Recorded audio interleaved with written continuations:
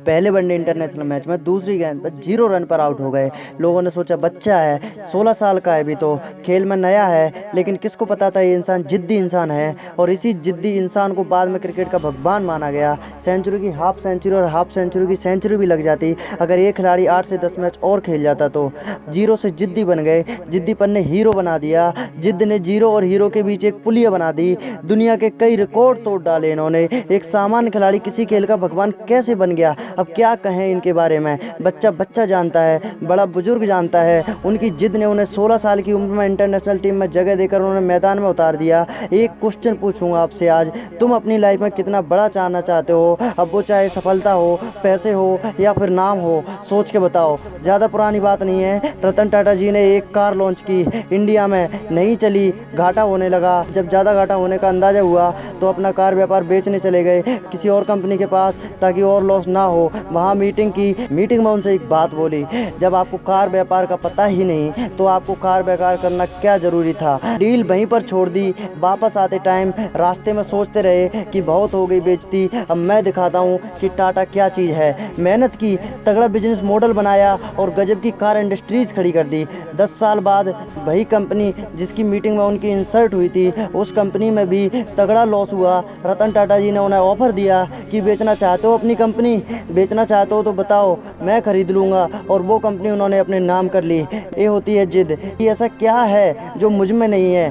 क्या था इन सब लोगों में कॉमन? एक जिद कि नहीं रुकूंगा, करता रहूँगा, खुद को बेहतर से बेहतर बनाऊंगा। उनमें जिद थी कि वही बनूंगा जो मैं बनना चाहता हूँ, चाहे कितनी भी रुकावटें आए। जिद है तो है। बनना चाहते हो उनके जैसा? मन किया ना बनने का, लेकिन ये जो लेकिन वर्ड है ना, भाई तुम्हारी बाट लगा देता है। मैं कुछ करूँ तो सही, लेकिन मैं बड़ा बनाऊँ तो सही, लेकिन मैं मेहनत करना तो चाहता हूँ, लेकिन मेरा सपना तो ये है, लेकिन अरे कोई थाली में परोस के देगा क्या, ये खा लो आज तुम सचिन हो जाओगे, या ये खा लो आज से तुम दुनिया के टाटा के नाम से जाने जाओगे, ये जड़ी बूटी खा लो आज से तुम अरबपति बिजनेसमैन बन जाओगे। लेकिन मैं तुम्हें बताता हूँ, जब तक ये लेकिन वर्ड की तुम बाट नहीं लगाओगे ना, जब तक इसे जिद में नहीं बदलोगे ना, तब तक कुछ नहीं होगा। लेकिन पहले ये बताओ कि क्या खास था इन लोगों में। सोचो, क्या उन्होंने अवतार लिया था? क्या वह प्रकट हुए थे? क्या खास था इन लोगों में? जब ये दुनिया में आए थे, वही हाथ पैर, वही आँखें, वही नाक कान मुंह पेट गला सब कुछ वही था ना? उनके शरीर में भी इंसान का ही खून था ना? वही मिट्टी का शरीर था ना? क्या वो सोने चांदी के बने थे? क्या भगवान ने उनके कान में कोई गुप्त मंत्र फूंक के भेजा था कि जाओ तुम सचिन बनोगे, जाओ तुम रतन टाटा बनोगे? चलो एक और एग्जांपल देता हूँ। जब कोई तुम्हें एक दिन के लिए रूम में अकेले बंद कर दे, तब तुम क्या करोगे? जब तुम्हें एक हफ्ते के लिए रूम में बंद कर दे, तब तुम क्या करोगे? और टाइम पीरियड बढ़ाता हूँ, जब कोई तुम्हें 1 महीने के लिए बंद कर दे, तब तुम क्या करोगे? नहीं, अभी भी नहीं हुआ। अगर तुम्हें 1 साल के लिए काल कोठरी में बंद कर दिया जाए, तब तुम क्या करोगे? जान निकल जाएगी ना। अब मैं तुम्हें एकदम से कहूँ कि नहीं यार, तुम्हें तो 27 साल तक जेल में रहना है, तो तुम तो जीने की उम्मीद ही छोड़ दोगे ना, क्योंकि बाहर आओगे तब तक शरीर कमज़ोर पड़ जाएगा, आंखें धुंधली हो जाएंगी, तुम्हारी पर्सनल लाइफ तहस नहस हो जाओगी। लेकिन क्या कोई सोच सकता है कि एक इंसान को 27 साल तक जेल में रहना पड़ेगा, और वो महान हिम्मत वाले इंसान जेल से बाहर आएंगे तो उनके आने के 5 साल बाद ही उन्हें साउथ अफ्रीका के राष्ट्रपति बना दिए जाएंगे? क्या बोलोगे? इनके कोई शब्द नहीं है। इनकी जिद के आगे आप यही सोचोगे ना कि इनका तो कोई जुगाड़ होगा। अरे यार, जुगाड़ होता तो वो जेल में ही क्यों जाते? पूरी दुनिया ने एक जिद वाले कैदी इंसान को किसी देश का चहेता राष्ट्रपति बनते देखा। भारत से भी रत्न अवार्ड जीत कर ले गए वो, करोड़ों दिल जीत कर ले गए वो।